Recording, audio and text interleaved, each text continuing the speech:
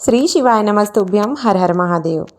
कैसे हैं आप सब? उम्मीद करती हूँ आप सब बहुत अच्छे से होंगे। राजस्थान में ईसर गौरव शिव महापुराण की कथा प्रारंभ हो चुकी है, जो कि 1 मई से प्रारंभ हुई है। और गुरु जी ने श्रम्भेश्वर महादेव से जुड़े बिल्कुल 3 नए उपायों की जानकारी दी है। और दूसरा उपाय बताया है, घर में क्लेश और हॉस्पिटल यदि कोई बीमार हो रहे हैं तो उसके लिए आपको कौन सा उपाय करना है। नशा मुक्ति के लिए बहुत ही अचूक सा उपाय बताया है, 1 मई से प्रारंभ हो चुकी है। और श्रम्भेश्वर महादेव का उपाय भी बताए हैं। बहुत सारे उपाय की जानकारी दी है, पत्रों की जानकारी दी है। सभी का आपको इस वीडियो के माध्यम से आपको प्राप्त हो जाएगा। यदि किसी भी कारणवश आपने कथा नहीं सुनी है तो इस कथा का रास्ता तो आपको वीडियो के माध्यम से प्राप्त होने वाला है। तो आप वीडियो को स्किप बिल्कुल नहीं कीजिएगा और अंत तक वीडियो से ज़रूर बने रहिएगा। तो चलिए स्टार्ट करते हैं आज का वीडियो को। आज की कथा में गुरुजी ने बताए हैं। तो सबसे पहले जानकारी हमको यही दी है कि इस कथा का नाम ईसर गौरव शिव महापुराण कथा रखा गया है, जिसे हम गंगोर भी कहते हैं। यह हर प्रकार की मनोकामना पूरी करने वाली शिव महापुराण कथा है। बस आपको इस शिव महापुराण कथा को पूर्ण विश्वास से, पूर्ण भक्ति से श्रवण करना है। बढ़ते हैं आज की कथा की अगली जानकारी की ओर। एक बार मंदोदरी ने रावण से प्रश्न किया, सभी देवी देवताओं को प्रसन्न किया है, उन्हें कुछ न कुछ दिया है। ब्रह्मा जी को सर दिया है, विष्णु जी को भी आपने दिया ही है, तो क्या शंकर जी के पूजन के लिए जा रहे हो तो उन्हें कुछ नहीं देंगे? तो लंकेश ने जवाब दिया, देवताओं को वस्तु की चाह हो सकती है, पर महादेव को केवल सच्चे दिल और विश्वास की चाह होती है। बढ़ते हैं आज की कथा की अगली जानकारी की ओर। शिव महापुराण की कथा यह तक कहती है, अगर आपके पास भोलेनाथ के मंदिर में ले जाने के लिए कुछ भी नहीं है तो आप केवल 1 लोटा जल भी शिवलिंग पर अर्पित कर सकते हैं, तो उससे भी शिव जी प्रसन्न हो ही जाते हैं। और 1 लोटा जल भी नहीं है तो अगर आप मंदिर के सामने मुस्कुराते हुए मंदिर के दर्शन करते हुए भी निकल जाते हैं तो उस पर भी भोलेनाथ प्रसन्न हो जाते हैं। सिर्फ आपको एक मुस्कान देने की आवश्यकता होती है। बढ़ते हैं अगली जानकारी की ओर। गुरुजी ने कहा, बेटे और बेटियों से निवेदन है, बाहर का पहनावा लेकर राजस्थान मत आना। राजस्थान का पहनावा पूरी दुनिया में फेमस है और राजस्थान का पहनावा माता पार्वती ने भी धारण किया है और भोलेनाथ ने भी राजस्थानी पहनावे को धारण किया था और गणगौर पूजन में शामिल हुए थे। बढ़ते हैं कथा की अगली जानकारी की ओर। कितना भी दुख क्यों ना हो, कितनी भी तकलीफ क्यों ना हो, आपको एक बात ध्यान में रखना है। आपको अपने हाथ में पानी का एक कलश लेना है।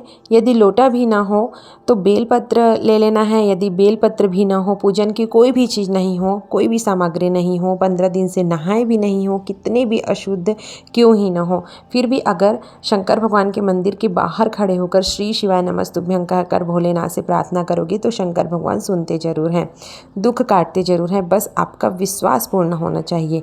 बढ़ते हैं आज की कथा की अगली जानकारी की ओर। रेखा जी का पत्र आया, वर्ष 2022 में मेरे पति के पेट में दर्द हुआ तो डॉक्टर ने बताया लेफ्ट किडनी की नस चौक हो गई है और किडनी निकालना पड़ेगा और ऑपरेशन होगा।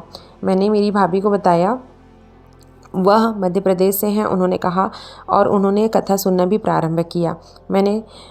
फिर हमने पूछा कथा सुनी, उन्होंने कहा मेरा मन नहीं होता है, ऐसे कितने बाबा आए गए हैं, कोई लाभ नहीं होता है। तो भाभी ने कहा एक बार सीहोर जाकर कुबरेश्वर धाम जाओ, रुद्राक्ष लेकर आओ और कंकर शंकर की पूजा करके आओ। हमने ऑफिस में पूछा कंकर शंकर की पूजा कैसे होता है। उन्होंने बताया 5 कंकड़ हाथ में लेना है और उसकी पूजन करना है, अपनी कामना कह के 108 बार श्री शिवाय नमस्तुभ्यं मंत्र का जप करना है। उस समय रुद्राक्ष वितरण भी बंद था, तो पीछे से किसी भैया ने आवाज़ देकर पूछा कोई समस्या है क्या। हमने उन्हें बताया तो उन्होंने हमें रुद्राक्ष भी दे दिया और हम घर आ गए। ऑपरेशन के पहले से दिनों से रुद्राक्ष जल शिवलिंग पर अर्पित करके उनका आचमन करना शुरू किया और बाबा की कृपा से जब ऑपरेशन के लिए पहुंचे तो डॉक्टर ने कहा ऑपरेशन की ज़रूरत नहीं है, नस खुल गई है, किडनी ने कार्य करना बंद कर दिया है, उसी का आभार व्यक्त करने आए हैं। बढ़ते हैं अगली जानकारी की ओर। संतोषी जी पत्र लेकर आए, लिखते हैं मेरा बेटा 8 से 9 साल से परीक्षा की तैयारी कर रहा था, उसकी सरकारी नौकरी नहीं लग रही थी और मेरे बेटे बहू को जो सीहोर का जो कंकड़ भिजवाया, ऑनलाइन अभिषेक जो आप करवाते हैं वह भी करवाया। मेरे बेटे ने कहा एक दिन देखना व्यासपीठ में मेरा भी पत्र जरूर पहुंचेगा। इसके बाद बेटे ने नौकरी के लिए अप्लाई करना चालू किया और तैयारी की। मेरे बेटे की नौकरी लग गई, उसी का आभार व्यक्त करने आए हैं। बढ़ते हैं अगली जानकारी की ओर।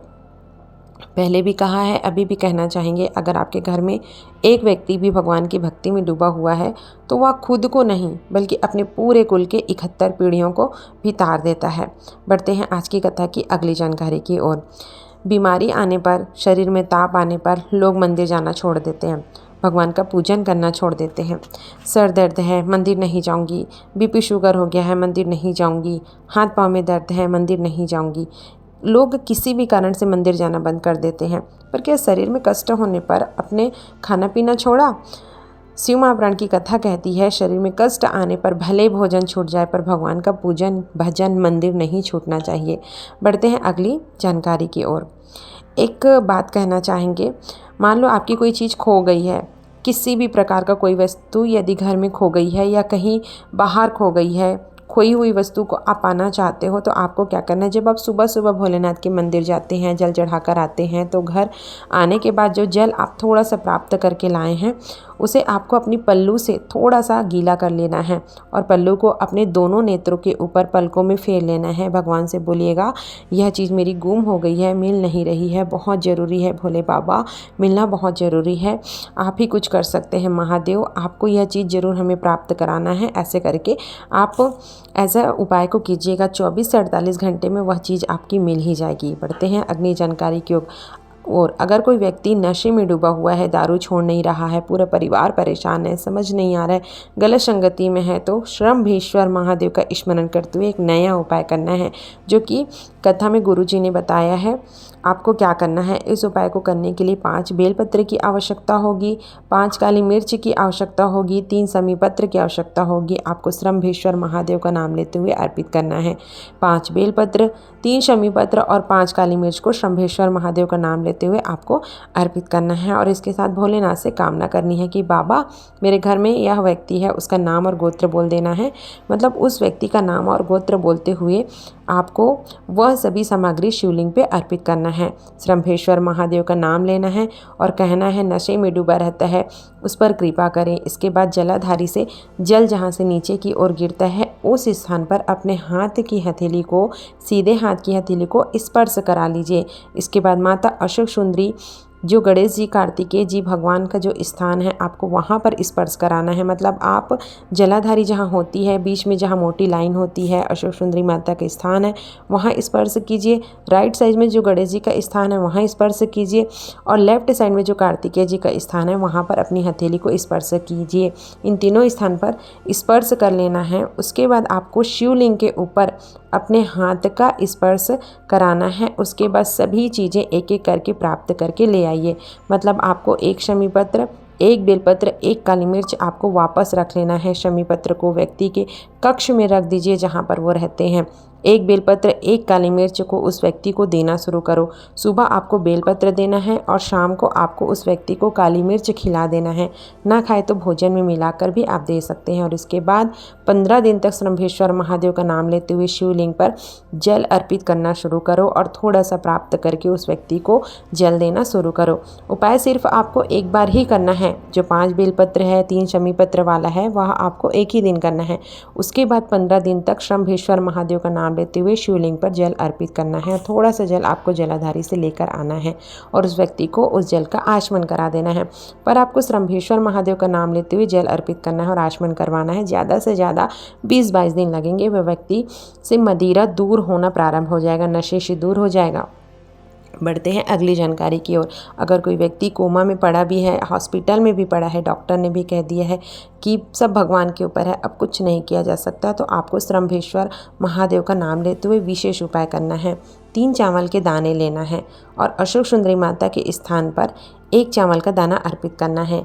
1 दाना गणेश जी के स्थान पर, जो अशोक सुंदरी माता की राइट साइड में है वह गणेश जी का है, और एक लेफ्ट साइड में कार्तिकेय भगवान के स्थान पर आपको अर्पित करना है। 3 जगह 1-1 चावल का दाना आपको अर्पित कर देना है। इसके बाद तीनों स्थान पर जल अर्पित करना है और थोड़ा सा जल प्राप्त करके उस व्यक्ति को उसका आचमन श्रम्भेश्वर महादेव का नाम लेते हुए करवा देना। यदि वह असमर्थ हो आचमन करने में, ना कर पाए आचमन, तो उसके शरीर में वह जल आपको लगा देना है। वह व्यक्ति वेंटिलेटर से उतरकर घर वापस जरूर आएगा, स्वास्थ्य में सुधार जरूर आएगा। ऐसा करके देखिएगा ज़रूर। बहुत ही सरल और बहुत ही आसान सा उपाय है। बढ़ते हैं अगली जानकारी की ओर। इस कथा के बाद गुरुजी की अगली जो शिव महापुराण की कथा है वह 11 मई से 17 मई गुमला झारखंड में होगी। इस कथा का नाम शिव की बेटी शिव महापुराण कथा रखा गया है।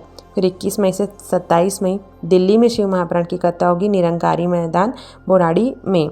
और एक कथा जो है वह भीलवाड़ा में प्रस्तावित है, जिसका समय और तारीख की घोषणा जल्द ही कर दी जाएगी। तो उम्मीद करती हूँ आज का वीडियो आपको पसंद आया होगा। प्लीज़ इस वीडियो को ज़्यादा से ज़्यादा लोगों तक शेयर करें, उपाय को करके देखिएगा जरूर। श्री शिवाय नमस्तुभ्यम, जय महाकाल।